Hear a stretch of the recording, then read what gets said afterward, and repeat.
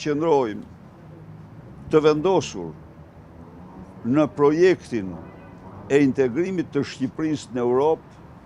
si projekti më i mirë, projekti për të ardhmen më të mirë të Shqipërisë dhe shqiptarëve. Natyrisht e njoha dhe me pengesat e mëdha, serioze, shumë të mëdha, me gjendjen e bllokimit të plot të sistemit të drejtësisë,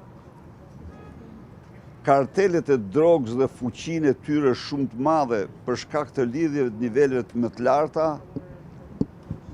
dhe vështirësitë të tjera me të cilat ne përballemi, por dhe vendosmërinë tonë për të vazhduar përpjekjet